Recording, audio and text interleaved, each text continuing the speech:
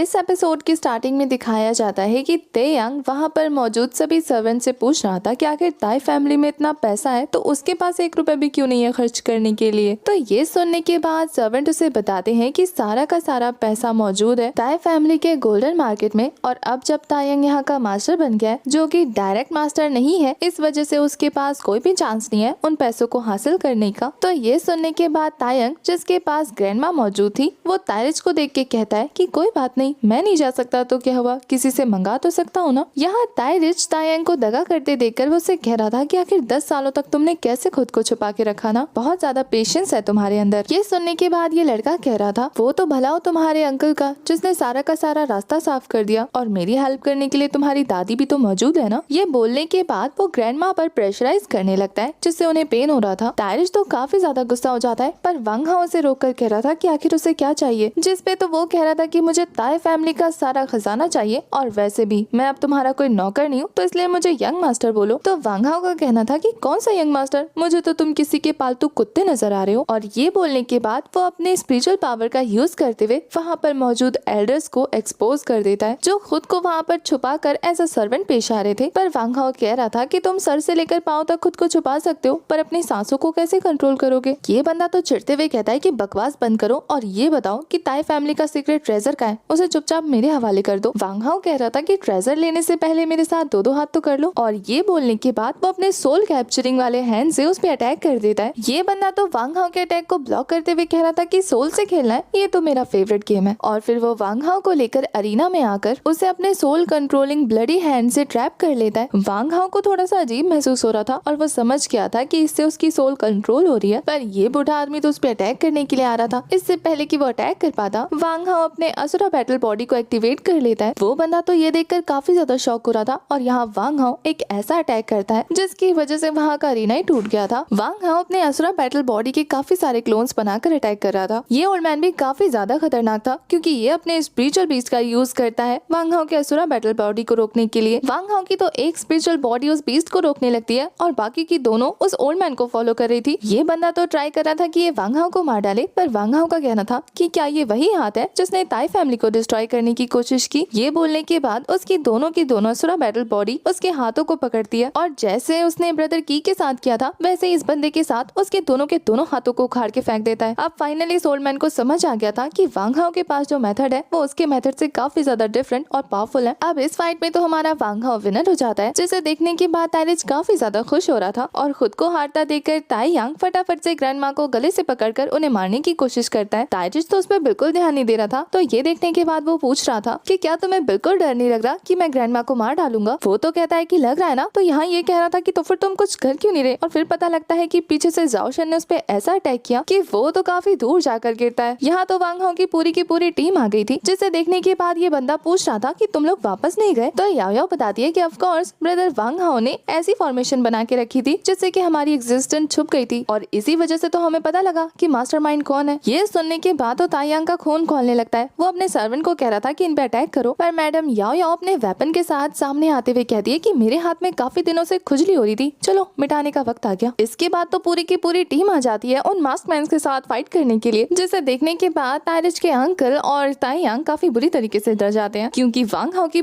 पूरी टीम ने तो इस पूरी टीम को धराशायी कर दिया था। ये सब देख के ताईयांग तो वहाँ से भागने की प्लानिंग कर लेता है, पर तायरिच अपने फैन से उसे रोक कर कह रहा था अब ग्रैंडमा को फटाफट उस पॉइजन से रिलीज करो। पर ये जनाब तो कहते हैं कि क्या तुमने बिल को पे करने की तैयारी कर ली। दूसरी तरफ वांग हाओ उस पर्सन से कह रहा था कि क्या अब तुम सच बताओगे या फिर मरने की तैयारी करनी है। वो तो ऐसे शौक हो रहा था जैसे कि उसे किसी बारे में कुछ नहीं पता। पर वांग हाओ कहता है कि जैसे तुम्हारी पावर है ना, ये सब अकेले करना तुम्हारे बस की बात नहीं है, तो अपने बॉस का नाम बताओ। ये सुन के तो वो बंदा कह रहा था कि सच बताना है। तो वांग हाओ कहता है कि क्या और कोई चॉइस है। तो वो कहता है कि थोड़ा सा वक्त दो, और फिर काफी ज्यादा हिम्मत करने के बाद बताता है गॉड ऑफ फॉर्च्यून के बारे में। ये नाम वांग हाओ ने पहले कभी नहीं सुना था। तो वो सुन के शौक होते हुए कहता है कि ये कौन है, जिस पे इस ओल्ड मैन का कहना था कि आपके पास इतना अच्छा स्टेटस नहीं है ना कि आप ऐसे बंदों के बारे में जान सके। 100 सालों में स्पिरिचुअल वर्ल्ड में ऐसे बहुत सारे मसले हुए हैं जिनके पीछे वो फॉर्च्यून सोसाइटी वाले हैं। मैं तो बस उनका एक नौकर हूँ जो उनके कहे पर ताई फैमिली पर नजर रख रहा था। तो वांग हाओ उस गॉड ऑफ फॉर्च्यून क्लब के प्रेसिडेंट का नाम पूछने लगता है। तो यहाँ उस बंदे का कहना था कि मैं तो काफी ज्यादा लो पोस्ट पर हूँ, मुझे ऐसे बड़े ऊंचे इंसान का नाम नहीं पता। फॉर्च्यून क्लब में 5 स्टेटस है जिनको कंट्रोल करने वाले 5 गॉड है, और उन्हें भी नहीं पता कि आखिर उनके मेंबर कौन कौन है। मुझे तो उनके किसी एक पर्सन ने पकड़ा था। वैसे मैंने यहाँ तक सुना है कि वो 3 सालों में पांचों के पांचों एक साथ हो जाते हैं और उनके मिलने की जगह भी मुझे नहीं पता। मैं तो इतने लो स्टेटस का हूँ। वांग हाओ की पूरी टीम आ जाने से वो डिस्ट्रैक्ट हो गया था। मौका पाकर ये बंदा अपनी पावर का यूज करते हुए वहाँ से भागने की कोशिश करता है, पर इससे पहले कि वो बंदा भाग पाता उसी की पावर की तरह कोई यूज करते हुए उसे मार डालता है। और फिर पता लगता है कि ये तो और कोई नहीं बल्कि हान शियाओ है, जो कि उस बंदे को मारने के बाद वहाँ से फरार होने की तैयारी कर रहा था। जब वांग हाओ उसे देखता है तो वो उसे बच के नहीं जाने देने वाला था, तो इसलिए वो अपनी पूरी पलटन के साथ उसका पीछा करना शुरू कर देता है। हान शियाओ को तो लग रहा था कि वो यहाँ से बच के आराम से निकल जाएगा, पर उसके वहाँ से जाने से पहले ही हमारा वांग हाओ वहाँ पहुँच जाता है, जो अपनी आइस वॉर्ड की हेल्प से अपनी थंडर पावर का यूज करते हुए हान शियाओ पर अटैक कर देता है। जिस अटैक को ब्लॉक करने के लिए हान शियाओ अपने सामने एक शील्ड बना लेता है, पर उस शील्ड का कुछ खास असर होता नहीं है क्योंकि वांग हाओ के अटैक से वो शील्ड ब्रेक हो जाती है, जिसकी वजह से हान शियाओ उस अटैक को खाने के बाद काफी दूर स्लाइड होकर पीछे पहुंच जाता है। वांग हाओ तो दूसरे अटैक की तैयारी कर रहा था, पर यहाँ हान शियाओ एक स्माइल करके अपने आसपास एक फॉर्मेशन बना लेता है। ये फॉर्मेशन टेलीपोर्टेशन फॉर्मेशन था, जिसमें उसने वांग हाओ को ट्रैप कर लिया था और अब वो उसे शेमलेसली बाय बोलकर वहाँ से भाग जाता है। वांग हाओ को समझ नहीं आता कि हाँ क्या हो रहा है, ना उसे उस फॉर्मेशन से निकलने का वक्त मिल रहा था। इधर उसकी पूरी की पूरी टीम उसके पीछे पीछे वहाँ पहुँच जाती है, पर कोई भी उसे बचा नहीं पाता क्योंकि तब तक वांग हाओ टेलीपोर्ट होकर कहीं और ही पहुँच गया था। वो सभी तो शॉक होकर उसे देखने लगते हैं और इसी के साथ ये वाला एपिसोड हो जाता है खत्म।